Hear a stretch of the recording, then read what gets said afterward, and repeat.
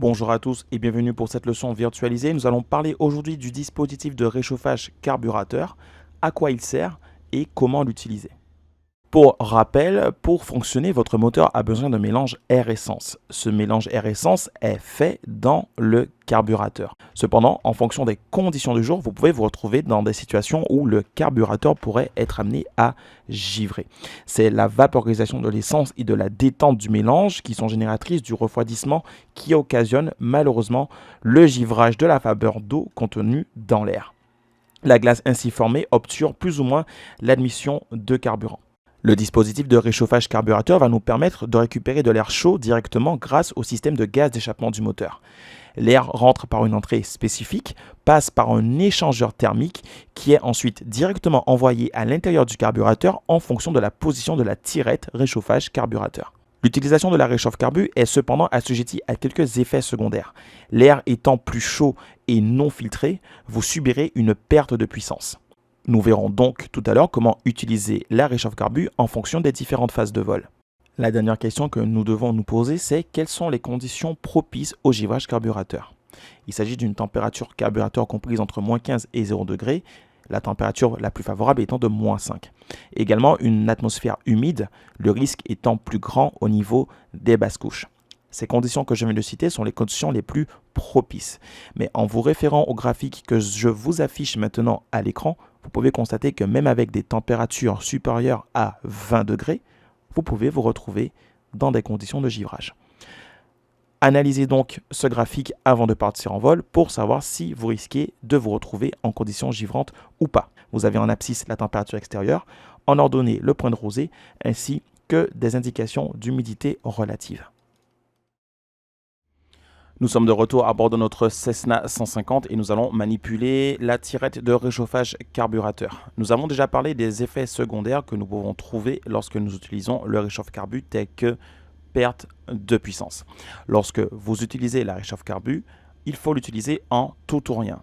Soit vous l'enclenchez au maximum, soit vous la désenclenchez au maximum.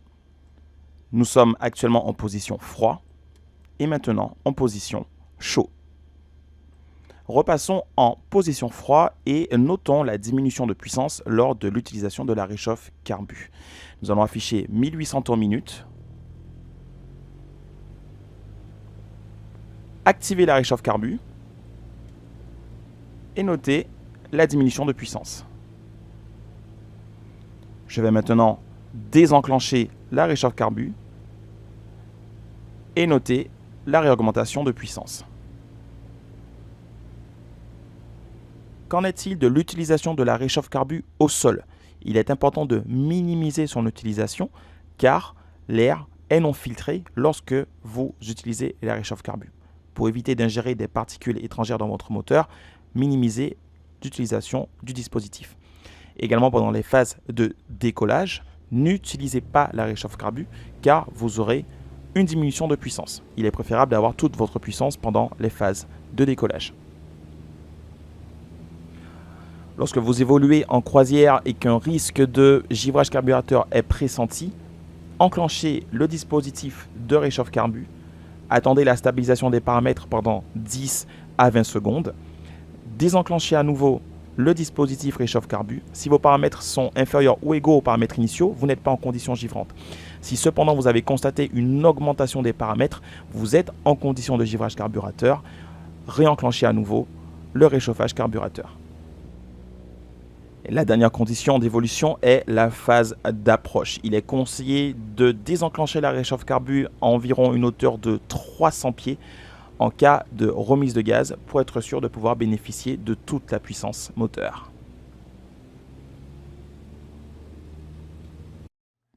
J'ai retrouvé le rapport de 2 accidents concernant l'utilisation de la réchauffe-carbu.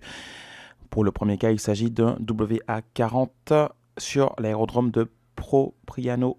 Déroulement rapide du vol, décollage en piste 27 à 300 pieds, le pilote entend des ratés au niveau du moteur et constate une baisse de régime. Il active la pompe électrique, fait des essais magnéto, mais ne pense pas à la réchauffe-carbu. Les conditions du jour étaient les suivantes. Température 10 degrés, point de rosée 9, taux d'humidité supérieur à 85%. Vous pouvez constater sur la courbe de givrage carburateur qu'avec les conditions du jour, nous étions en condition de givrage sévère.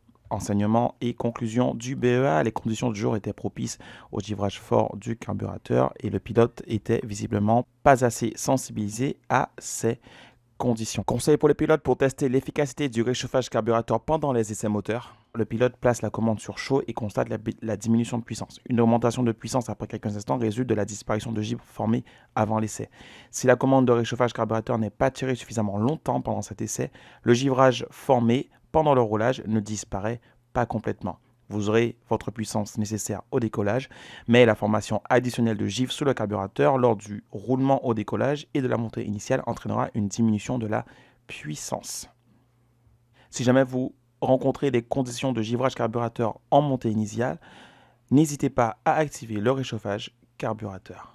Le fait également d'anticiper ce genre de conditions lors de votre préparation du vol va vous permettre d'anticiper plus rapidement l'enclenchement de la réchauffe carbu.